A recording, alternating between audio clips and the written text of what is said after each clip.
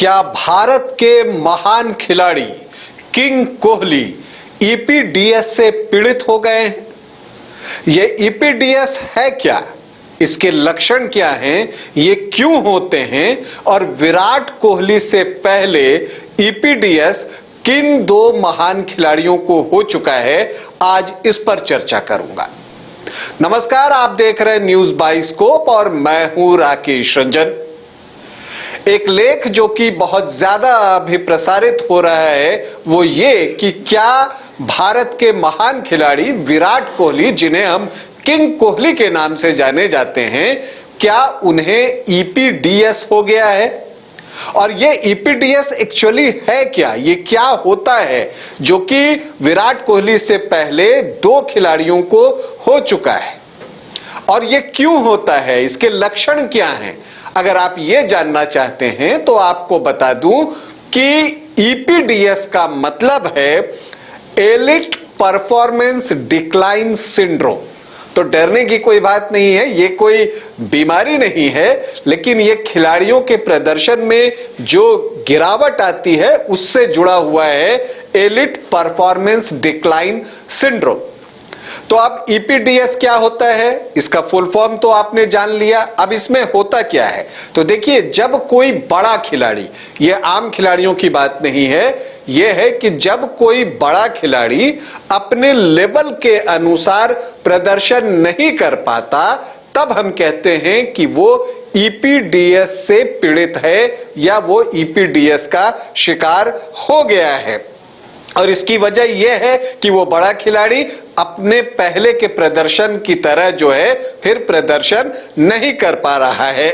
तो कहने का मतलब ये कि जब कोई महान खिलाड़ी अपने सर्वोत्तम स्तर मतलब टॉप लेवल तक पहुंचने के बाद अचानक से उसका फॉर्म खराब हो जाए और वो उस फॉर्म को बरकरार नहीं रख सके और अपने लेवल से नीचे आ जाए, तो हम कहते हैं कि उसे ईपीडीएस हो गया है, मतलब एलिट परफॉर्मेंस डिक्लाइन सिंड्रोम।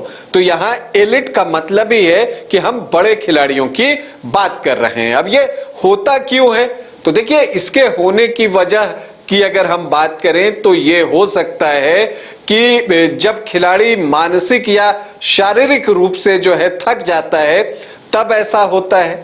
अगर आप इसकी दूसरी वजह जाने तो जो चोट है कई बार खिलाड़ियों के प्रदर्शन पर असर डालती है, तो जो इंजरीज हैं वो इसके पीछे दूसरा कारण है। और जो तीसरा एवं महत्वपूर्ण कारण है वो ये है कि कई बार जो ये बड़े खिलाड़ी होते हैं वो इतना कुछ अचीव कर चुके होते हैं कि उनके अंदर मोटिवेशन की कमी हो जाती है। तो क्या विराट कोहली को ऐसा हुआ है?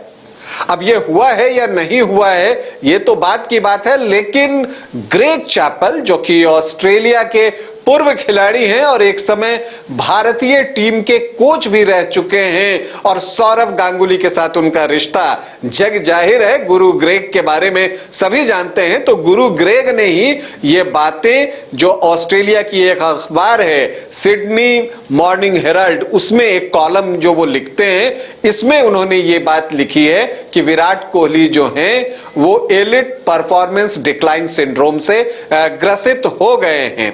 और उनको ऐसा इसलिए लगता है, वो कहते हैं कि देखिए, इसका जो लक्षण है वो पहला लक्षण ये है कि आपके दृष्टिकोण में बदलाव आ जाता है, मतलब जब खेलने का आपका तरीका होता है उसमें बदलाव दिखता है। और ये क्यों दिखता है? क्योंकि आपका दृष्टिकोण बदल जाता है। वो कहते हैं कि जिस तरह से दबंग खिलाड़ी थे विराट कोहली और शुरुआत से आकर ही स्ट्रोक लगाते थे, इन दिनों देखा जाता है कि वो शुरू में बहुत कॉन्शियस होते हैं और इस वजह से वो जल्दी आउट हो जाते हैं।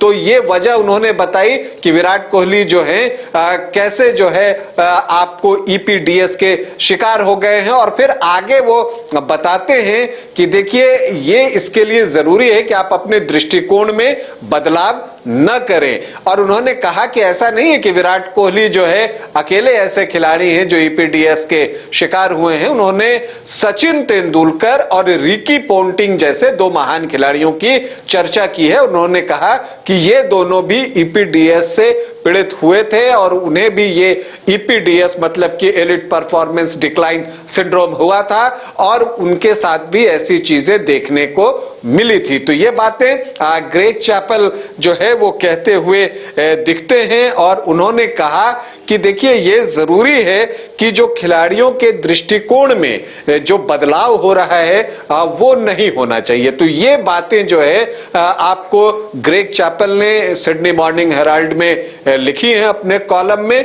कि विराट कोहली फिलहाल ईपीडीएस से ग्रसित है, मतलब कि एलिट परफॉर्मेंस डिक्लाइन सिंड्रोम से ग्रसित हैं और उन्होंने इसके लिए बताया कि उनका दृष्टिकोण बदल गया है, मतलब वो शुरू में सहज होकर खेल नहीं रहे हैं और जो आक्रामक क्रिकेट गेंदबाजों पर चढ़कर वो शुरुआत से बल्लेबाजी करते थे वो देखने को नहीं मिल रहा है। तो ये बातें गुरु ग्रेग ने कही जरूर है, लेकिन जब मैं इसे देखता हूं तो चूंकि ऑस्ट्रेलिया में माइंड गेम बहुत चलता है और अब चौथा क्रिकेट टेस्ट मैच जो कि बॉक्सिंग डे टेस्ट मैच होगा 26 दिसंबर से शुरू होने जा रहा है, उसके पहले गुरु ग्रेग का ये बयान क्या कुछ कहता है ये भी देखने की जरूरत है। कहीं ये विराट कोहली के खिलाफ माइंड गेम तो नहीं?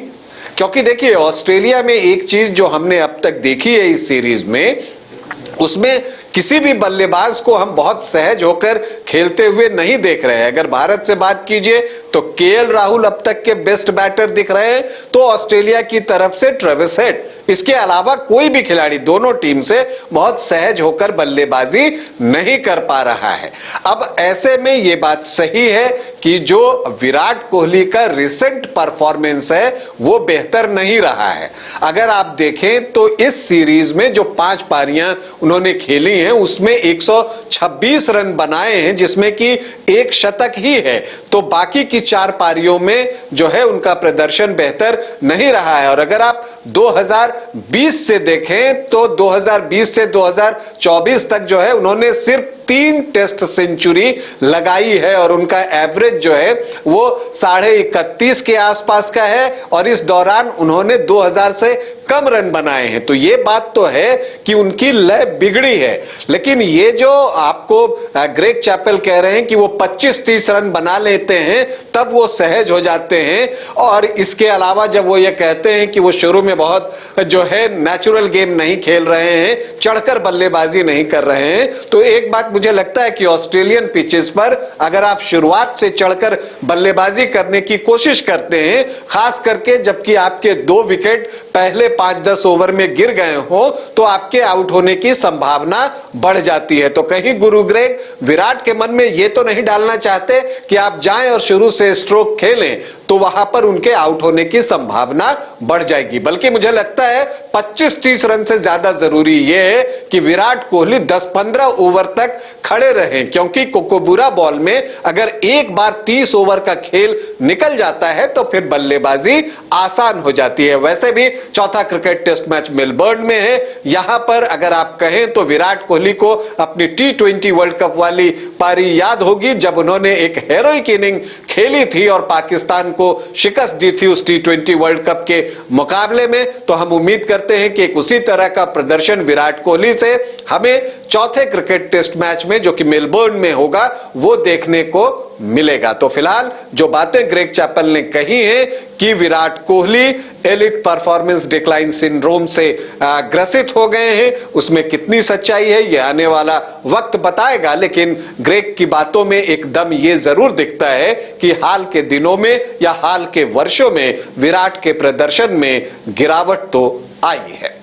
विराट कोहली को हम चौथे क्रिकेट टेस्ट मैच के लिए ढेरों शुभकामनाएं देते हैं। अभी आपसे अनुमति चाहेंगे, इजाजत दें, नमस्कार।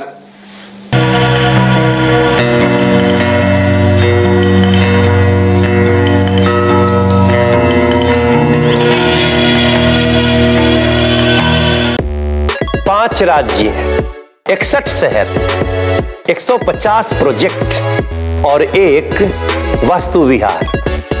नई सोच, नया घर, बनाए रखिए अपना प्यार, सेवा में है वास्तु विहार।